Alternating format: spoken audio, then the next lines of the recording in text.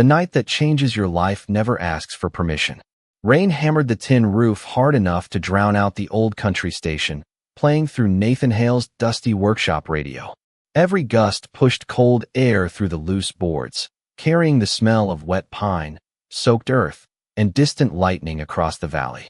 The mountains disappeared behind sheets of silver rain until the whole world looked smaller than the warm circle of light hanging above his workbench. Nathan tightened the final bolt on a rusted tractor alternator, wiped grease from his hands with a faded shop towel, and glanced at the framed photograph sitting beside an old coffee mug. Emily smiled back at him exactly as she had 3 years earlier, sunlight in her hair, one hand raised against the wind. Some evenings he could almost hear her laugh beneath the steady hum of electric tools. Tonight there was only the storm. He switched off the bench lamp, locked the workshop door behind him, and started across the muddy yard toward the farmhouse. Halfway there, something made him stop. It wasn't a sound. The rain swallowed every ordinary noise.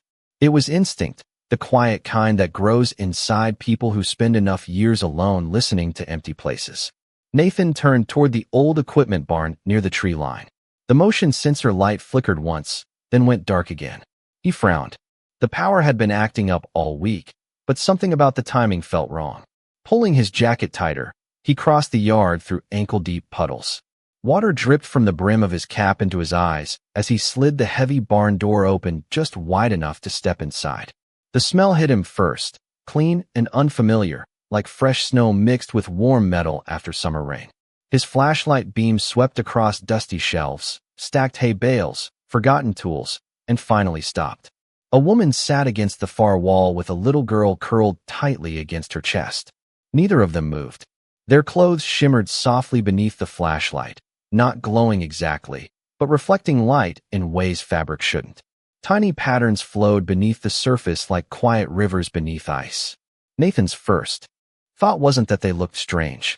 It was that they looked exhausted. The child clung to the woman even while asleep, one small hand gripping the edge of her sleeve as though letting go would make the whole world disappear. The woman's breathing came slow and uneven. Raindrops glistened through strands of pale golden hair resting against her face. Her features were striking, almost impossibly graceful, yet softened by fatigue rather than mystery. She looked less like someone hiding from the world than someone who had run out of places left to hide. Nathan lowered the flashlight so it wouldn't shine into their eyes. "Hey," he said gently, keeping his distance. "You're safe. I'm not going to hurt you." There was no answer. Only the storm outside and the quiet breathing of a frightened child. He hesitated for a long moment, every sensible reason telling him to call the sheriff. Instead, he slipped off his thick canvas coat, walked forward carefully, and draped it over both of them. The little girl stirred just enough to pull the coat closer around her mother before falling still again. Nathan looked toward the rain beyond the open barn door, unaware that somewhere far above the clouds, silent machines had already begun searching for the family now sleeping beneath his roof. Morning arrived quietly, wrapped in low clouds that clung to the mountains like drifting smoke. The rain had faded into a gentle rhythm against the farmhouse windows, leaving the fields washed clean beneath a pale gray sky. Nathan Hale woke before sunrise, just as he always did. He lit the old coffee maker, cracked 2 fresh eggs into a cast-iron skillet, then paused before reaching for a third. He had no reason to believe his unexpected guests would still be there. Even so, he placed extra slices of bread into the toaster and poured more coffee than one man could drink. The familiar scent of breakfast slowly replaced the damp smell left by the storm. Carrying a folded blanket over one arm, Nathan walked carefully toward the barn. The door remained exactly where he had left it. Inside, the little girl was awake. She sat quietly beneath his canvas coat, watching tiny beams of morning. Light slipped through the wooden walls. Her large amber eyes followed every floating speck of dust with careful curiosity, as though even ordinary sunlight was something worth remembering. The woman was awake as well. She stood before Nathan noticed, placing herself between him and the child in one smooth movement. Her posture was calm, yet every muscle remained ready to protect the little girl behind her. She studied him without speaking. Her eyes searched his face with remarkable precision, measuring every breath, every movement, every possible intention. Nathan stopped several feet away and slowly placed the folded blanket on an old wooden crate. He kept both hands visible. "Good morning," he said softly. "Breakfast is ready if you want some." Silence answered him.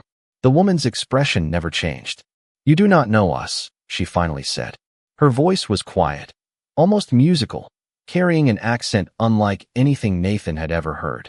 "No," he admitted. "I do not." "Then why did you help us?" Nathan shrugged lightly. "Because you looked like you needed it." She frowned as though the answer itself made little sense. "You expect something in return?" "No." "Information?" "No." "Money?" Nathan smiled faintly. "I fix tractors for a living. If I wanted money, I picked the wrong career." For the first time, confusion softened her guarded expression. She seemed to study the joke as carefully as every other sentence he had spoken. Behind her, the little girl peeked around one side, her attention fixed on the warm loaf of bread resting inside the basket Nathan carried. The smell reached her before she could hide her curiosity. Nathan knelt slowly, setting the basket and 2 steaming plates onto an overturned crate between them. "You do not have to trust me," he said. "But nobody makes good decisions on an empty stomach." The little girl looked up at the woman. Without speaking, they exchanged a glance that carried years of unspoken understanding. After a long moment, the woman gave the smallest nod. The child stepped forward carefully and accepted a slice of toast with both hands as though it were something precious. She took one cautious bite. Her eyes widened almost. Instantly, Nathan could not help smiling. "Good?" he asked. She looked toward her mother before whispering, "Very good." The woman remained standing, still watching him with quiet suspicion. Finally, she accepted a cup of coffee, lifting it cautiously beneath her nose before taking a careful sip. Warmth crossed her face almost too quickly to notice. "My name is Nathan," he said. She hesitated. "Sarah," she answered after a pause that lasted just a little too long.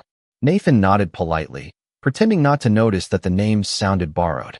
Outside, hidden beyond the heavy morning clouds, invisible sensors swept silently across the valley, searching for 2 missing lives while the man who had welcomed strangers into his home unknowingly became part of a story far larger than his quiet mountain farm. The afternoon sun finally broke through the clouds, painting long ribbons of gold across the wet pasture while the last drops of rain slipped from the cedar trees surrounding the farmhouse. Everything smelled fresh again. Damp grass, warm pine, clean earth, and bread cooling on the kitchen counter blended into a quiet kind of peace Nathan had almost forgotten existed. The little girl wandered carefully through the yard, staying close enough to see her mother through the kitchen window, but far enough to satisfy the curiosity that sparkled inside her bright amber eyes. Every flower seemed new. Every bird deserved watching. She crouched beside a line of tiny wild daisies pushing through the fence and smiled as a butterfly drifted lazily from one blossom to another. Nathan noticed she never picked the flowers. She simply admired them, as though beauty became more valuable when left untouched. Inside the house, the woman who had introduced herself as Sarah stood silently near the sink, watching every movement Nathan made while he repaired a loose cabinet hinge. She still carried herself with quiet dignity, but the constant tension in her shoulders had softened ever so slightly. She had accepted breakfast, clean water, and a place to rest, yet she continued observing him as though waiting for the hidden cost that never arrived. Nathan finished tightening the last screw. Before glancing toward the window, "She seems to like being outside," he said. Sarah followed his gaze. The little girl was now laughing softly as a pair of bluebirds hopped across the old wooden fence. It was the first genuine laugh Nathan had heard from her. It sounded small, almost cautious, but wonderfully real. "She has not laughed like that in a long time," Sarah admitted quietly. Nathan nodded without asking why. Some questions could wait. Others never needed answers. After lunch, he disappeared into the workshop for nearly an hour. The little girl watched from the doorway while he searched through dusty shelves filled with forgotten tools, old fishing gear, and boxes that had not been opened since Emily was alive. Finally, he found what he had been looking for. A faded red wagon with one crooked wheel sat beneath an old canvas tarp. Beside it rested a small wooden music box shaped like a tiny farmhouse. One corner had cracked years earlier after slipping from a shelf. Nathan carried both items onto the workbench. The little girl stepped closer, fascinated by every tool he touched. She remained silent until he gently placed the broken music box in front of her. "Sometimes old things just need a little patience," he said. He carefully sanded the cracked edge, spread fresh wood glue with a tiny brush, and secured the pieces together with small clamps. Then he polished the worn finish until the wood caught the afternoon light once more. Finally, he wound the tiny key beneath the box. A gentle melody floated into the room, soft and warm, filling the quiet space between them. The little girl's eyes grew wide. She looked at the tiny dancing figures inside the box as though she had just witnessed real magic. She turned toward Nathan with a smile, so bright it erased every trace of fear from her face. "Thank you," she whispered. It was the first time she had spoken directly to him. Nathan smiled back. "You are welcome." Standing unnoticed near the workshop door, Sarah watched her daughter cradle the little music box against her chest. For the first time since arriving on Earth, fear no longer filled her eyes completely. Something else had begun to appear beside it. Hope. And that frightened her even more, because hope made leaving infinitely harder than surviving ever had. 3 peaceful days slipped by before the silence began to feel unusual. Nathan had spent enough years living alone to recognize the difference between an ordinary quiet morning and one that seemed to be holding its breath. The valley looked exactly as it always had. Cattle grazed behind weathered fences. A pickup truck rolled slowly along the county road several hundred yards away. Wind stirred through the pine trees with its familiar whisper. Yet every now and then the old radio inside the workshop crackled with a burst of static before returning to the local weather report. Nathan blamed the mountains. Mountains interrupted signals all the time. Even so, he found himself glancing toward the sky more often than usual. Kaylee had begun following him almost everywhere. She stayed only a few steps behind while he repaired fences, organized tools, or checked the small vegetable garden beside the porch. She rarely asked questions, preferring to watch first and learn quietly.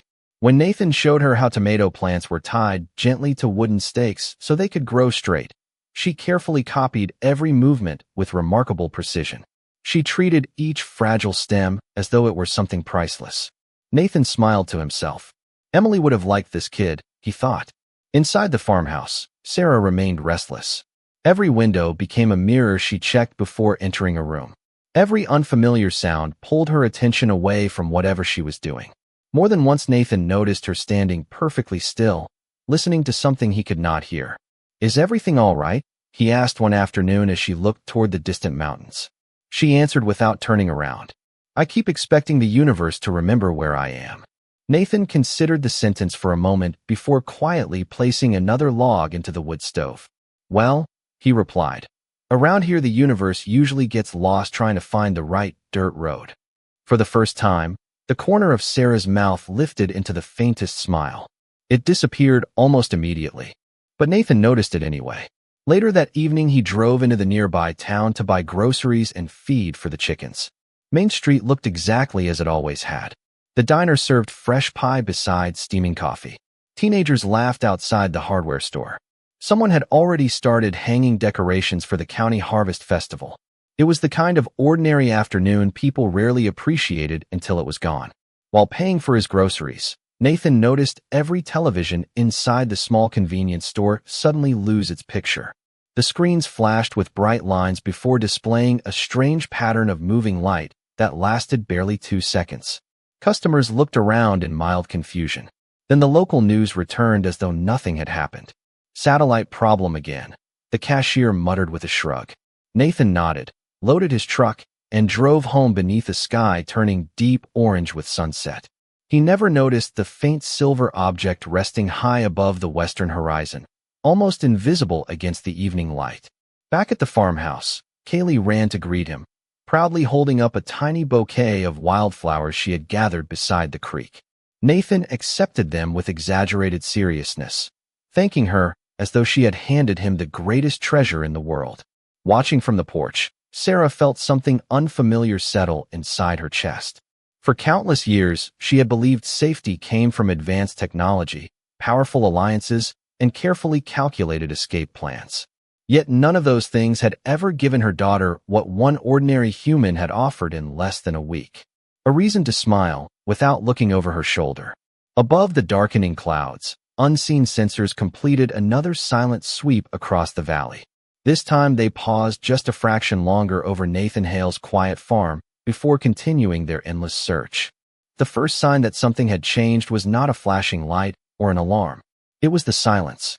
Every morning, the valley welcomed the day with birds hidden among the pines, cattle moving through the fields, and the distant rumble of trucks traveling along the county highway. This morning felt different. The birds had disappeared. Even the wind seemed unwilling to disturb the stillness hanging over the mountains.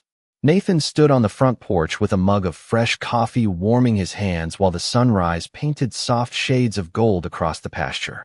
Beside him, Kaylee sat on the top step hugging the little wooden music box he had repaired only days earlier. She turned the tiny key once, letting the gentle melody drift through the cool air before smiling to herself. It had become part of her morning routine, a quiet reminder that not every day had to begin with fear. Inside the farmhouse, Sarah stopped folding a blanket and slowly lifted her head. She closed her eyes for only a moment.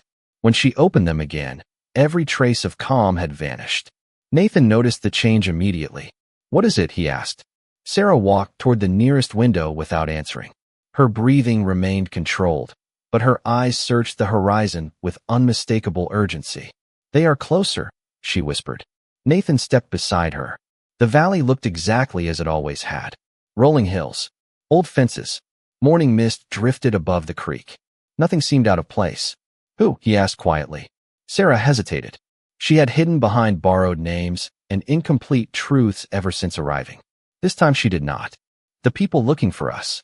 Nathan looked back toward Kaylee, who was carefully placing tiny wildflowers around the music box as though decorating a treasured keepsake. "How do you know?" Sarah rested one hand lightly against the window frame. "Our technology can search across impossible distances. I helped design part of it." Nathan studied her face. There was no panic there, only certainty. "Then we should leave before they arrive," she said. "You have already done more than enough. They will not care that you were simply kind. If they find us here, your life will change forever." Nathan remained silent for several long seconds. His eyes wandered across the familiar land that had belonged to his family for generations. Every fence post carried memories. Every weathered board on the barn still held the marks of repairs he and his father had made years before. Every tree reminded him of another season shared with Emily. Leaving would not simply mean driving away. It meant closing the door on the life they had built together. He walked slowly into the living room and stopped before the framed photograph resting beside the old coffee mug. Emily smiled back exactly as she always had. Nathan gently picked up the picture, brushed away a thin layer of dust with his thumb, and looked at it for several quiet moments. "I wish you were here to tell me I am making the right decision," he whispered. The house answered with silence. Then another memory returned, one he had carried ever since the hospital. Emily's tired hand resting in his. Her faint smile. Her final request. "Do not let grief make your heart smaller." Nathan closed his eyes. A slow breath escaped his chest. He carefully placed the photograph into a small storage compartment behind the truck seat beside a folder containing the property deed, insurance papers, and a worn envelope filled with family documents. Before stepping outside, he switched off the lights, locked the front door, and rested his hand against the weathered porch railing one last time. "Take care of the place," he murmured to the empty house. 20 minutes later, his old pickup truck waited beside the barn with blankets, food, bottled water, fuel cans, camping supplies, a worn road atlas, and the small box holding Emily's photograph safely behind the seat. Kaylee climbed into the truck, clutching the little wooden music box with one hand and the bouquet of wildflowers with the other. She looked back at the farmhouse through the open window. "Will we come back?" she asked softly. Nathan smiled with quiet reassurance, though his eyes lingered on the porch a moment longer. "Sometimes the road takes you somewhere you never expected," he said. "That does not always mean you lose your way." Sarah watched him close the tailgate before meeting his eyes. "You still do not know who I truly am," she said. Nathan opened the driver's door. "Maybe not," he answered, "but I know who you are to her." He glanced toward Kaylee, whose small face had already relaxed knowing they were leaving together. "Right now, that is enough for me." The old truck rolled slowly down the gravel driveway as morning sunlight spread across the valley behind them. Nathan looked into the rearview mirror only once. The farmhouse grew smaller with every passing mile until it disappeared behind the trees, carrying with it the last chapter of his old life. High above the clouds, hidden beyond ordinary sight, several silent objects adjusted their course and began following the same lonely road leading away from the only place that had felt like home in a very long time. The highway stretched west beneath an endless blue sky, carrying Nathan's old pickup through rolling farmland, forgotten railroad crossings, and small towns where American flags fluttered lazily above weathered front porches. It was the kind of road that invited ordinary people toward ordinary destinations, yet every mile carried 3 travelers farther away from the only safe place they had known together. Kaylee sat between Nathan and Sarah, holding the little wooden music box in her lap. Every so often she wound the tiny key just enough to hear a few gentle notes before closing the lid again with careful hands. The melody had become a quiet promise that some beautiful things could survive being broken. By late afternoon, they stopped beside a peaceful lake surrounded by tall maple trees already beginning to hint at autumn colors. Nathan unpacked sandwiches, apples, and bottled water from the cooler, while Kaylee wandered only a few feet away, fascinated by smooth stones along the shoreline. The lake reflected the sky so perfectly that it almost looked like another world waiting beneath the surface. Sarah watched her daughter kneel beside the water without the constant fear that had shadowed every movement for so long. "She has forgotten to be afraid," she said softly. Nathan handed her a sandwich. "Kids are good at living in the moment." Sarah accepted the food but did not eat immediately. Instead, she stared across the quiet water. "Where I come from, children learn very early that every decision serves a greater purpose. Joy is considered inefficient." Nathan leaned against the truck, letting the breeze carry the scent of pine and fresh water between them. "That sounds exhausting." She looked at him with quiet curiosity. "Your people allow children to waste time?" Nathan laughed gently. "We call it growing up." For the first time, Sarah laughed as well. It was brief and almost uncertain, as though the sound itself had been asleep for years. The silence that followed no longer felt uncomfortable. It felt shared. After a while, Sarah finally asked the question she had carried since leaving the farm. "Your wife," she said carefully. "You still wear your wedding ring?" Nathan lowered his eyes to the simple gold band resting on his hand. Sunlight caught its worn surface before disappearing beneath a passing cloud. "Emily passed away 3 years ago," he answered quietly. "A sickness came fast. The doctors did everything they could." He paused for a moment before continuing. "The hardest part was not losing her. It was waking up the next morning and realizing the world kept moving anyway." Sarah listened without interrupting. Nathan smiled faintly toward the lake, where Kaylee was proudly skipping tiny stones across the calm water. "For a long time I thought if I smiled again, it would mean I loved Emily less.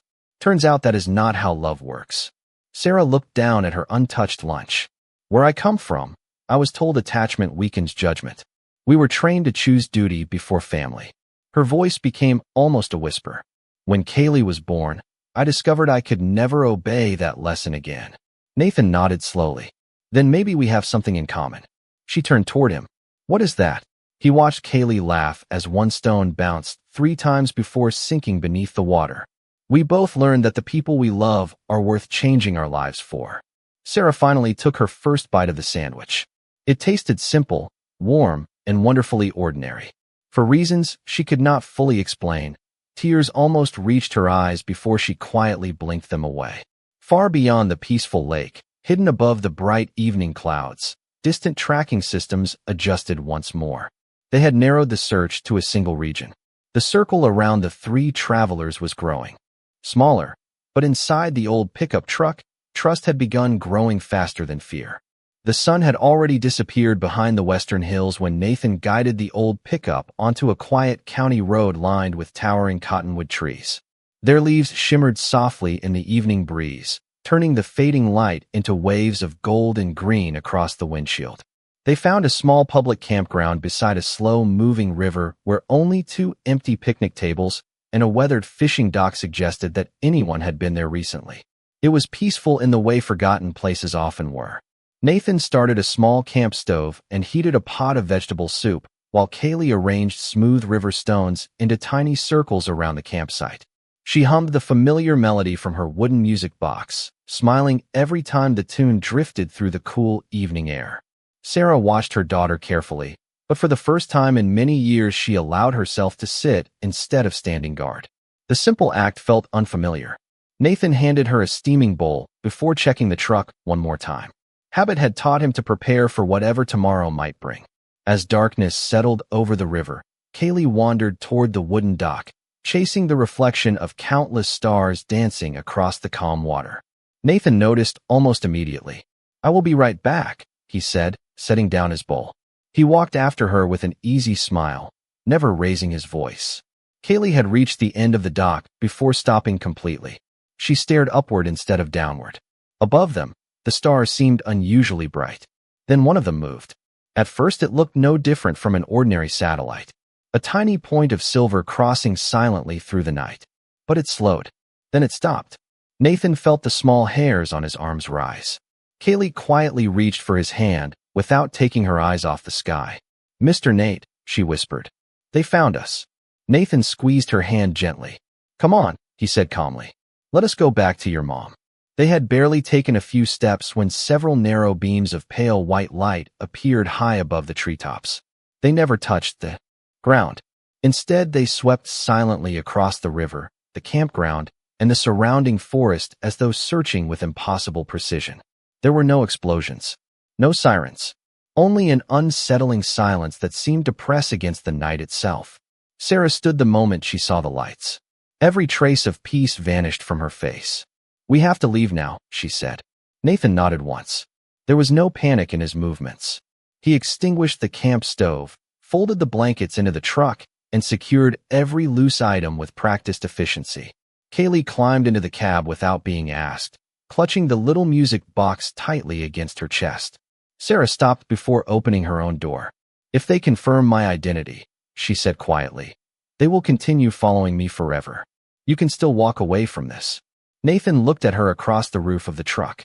3 years ago, I promised my wife that if life ever gave me another chance to protect someone, I would not waste it because I was afraid." Sarah searched his face for hesitation and found none. Only quiet certainty. "No child should lose her mother if I can help it," he continued. That promise did not come with conditions. For several long seconds, neither of them spoke.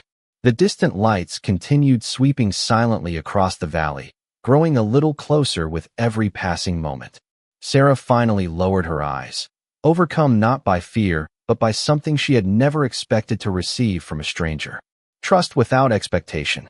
As the old pickup rolled back onto the empty highway, Kaylee reached forward from the back seat and gently rested her small hand on Nathan's shoulder. She did not say a word. She did not have to. In that quiet gesture, Sarah realized that somewhere along the road, her daughter had already decided who felt like family. And for the first time since fleeing her own world, Sarah silently hoped the journey would never truly end. The highway finally led them into a broad valley where golden wheat fields stretched for miles beneath a sky painted with the deep colors of sunset. Nathan slowed the truck beside an abandoned grain elevator that had stood empty for decades. Weathered concrete walls and rusted steel silos cast long shadows across the quiet landscape, offering the first real shelter they had seen since leaving the campground. The engine ticked softly as it cooled. No one spoke for several moments. Even Kaylee sensed that something important was about to change. She sat quietly with the little wooden music box resting in her lap, her fingers tracing its smooth edges as though it could still protect her from everything she did not understand. Sarah stepped away from the truck and looked toward the darkening sky. The familiar silver lights appeared once again, no longer hiding beyond the clouds. They hovered silently in the distance like patient stars that had finally reached the end of a very long search. Nathan joined her without saying a word. "I cannot keep hiding the truth from you," Sarah said at last. Her voice carried no fear now, only quiet acceptance. "My real name is Seraphis." Nathan nodded gently, inviting her to continue. "I was born into the ruling family of the Celestial Accord. One day I was expected to lead billions across hundreds of worlds." She lowered her eyes toward Kaylee. "Instead, I chose my daughter." The evening breeze carried the scent of dry grass between them. Years ago, our leaders approved a campaign that would have sacrificed entire civilian colonies in the name of stability. They called it necessary. They called it logical. I refused to sign the order. I released every family scheduled to disappear and exposed the truth to those who still believed our government served justice. I secretly entrusted every record to the Accord Archive Custodian, an independent intelligence created to preserve history beyond the reach of any government. I believed that if the truth ever disappeared from our courts, it might still survive somewhere beyond politics. They erased my name from history and replaced it with another. Traitor, fugitive, criminal. It was easier to hunt one woman than to admit an empire had forgotten mercy. Nathan listened quietly. Nothing in her story sounded proud. It sounded heavy, like someone who had carried the same burden for far too long. Everything they know about me is built upon a lie, Seraphis continued. If they capture me, they will not hurt me. They will simply bury the truth forever. Nathan looked toward the distant lights, then back at her. Then maybe hiding is no longer the answer. She searched his face with puzzled eyes. What do you mean? Nathan leaned against the truck and smiled with the same calm confidence she had come to trust. The truth has one advantage over a lie. He glanced toward Kaylee, who was quietly listening from the open truck door. It only needs to be told once. Seraphis stared at him as the meaning settled into her heart. For all the extraordinary technology her civilization possessed, they had forgotten the oldest strength of all. Honest people willing to stand beside one another. At that moment, the silver lights overhead shifted. Instead of descending, they projected a silent curtain of shimmering light high above the valley. Symbols flowed across it like rivers of liquid crystal before arranging themselves into familiar faces and names. Seraphis recognized the display immediately. It was the public transmission network of the Celestial Accord. A calm synthetic voice echoed across the valley. Archive Custodian authorization confirmed. Historical integrity protocol activated. Seraphis froze. She had not heard that voice since the day she fled her home. The independent intelligence she had trusted years earlier had remained silent, while no conclusive proof existed that she still lived. Only after confirming her identity beyond doubt had it activated the final safeguard she had created before escaping. One by one, sealed records appeared where every observer could see them. Government orders, hidden testimonies, rescue logs, civilian evacuation records bearing Seraphis's authorization, internal communications revealing who had rewritten history. The truth she had protected for so many years unfolded across the stars exactly as she had hoped it someday would.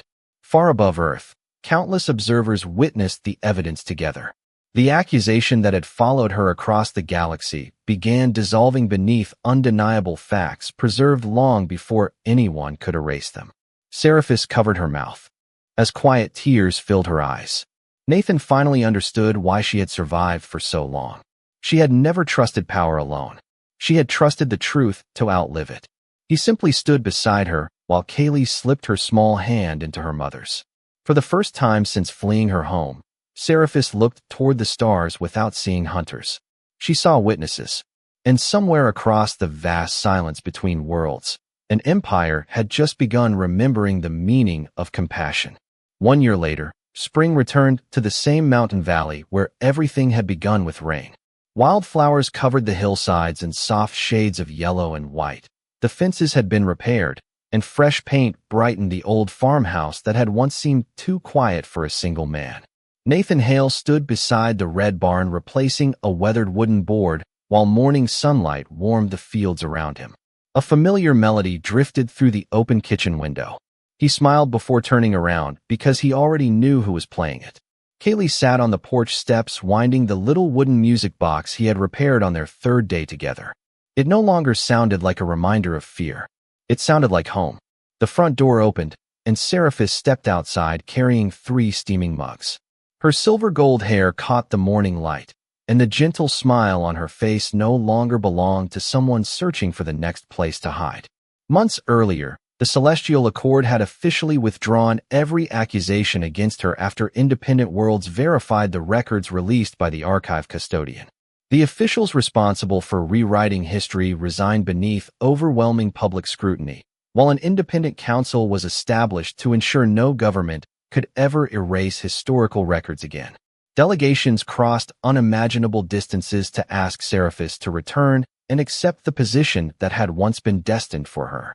She thanked them with quiet grace. Then she declined. "If I lead again," she told them, "it will not be from a throne. It will be by reminding people why mercy matters."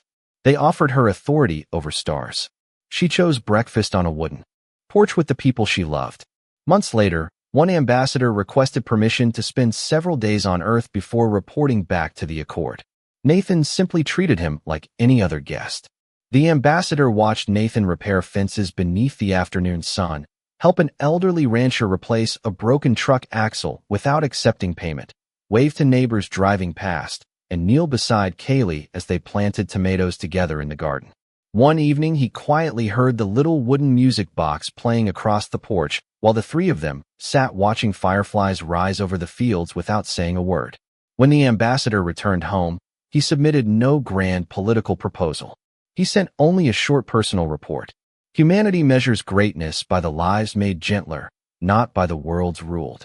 The message spread naturally through the Accord, quoted first by teachers, then historians, then council members.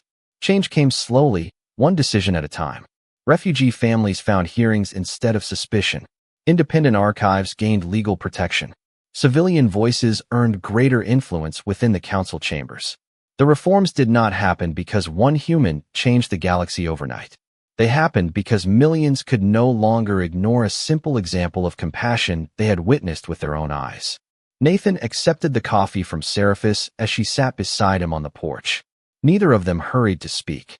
They had learned that silence could also be a conversation. Finally, Seraphis reached into her pocket and removed a small velvet box. Nathan looked at her in surprise. She laughed softly.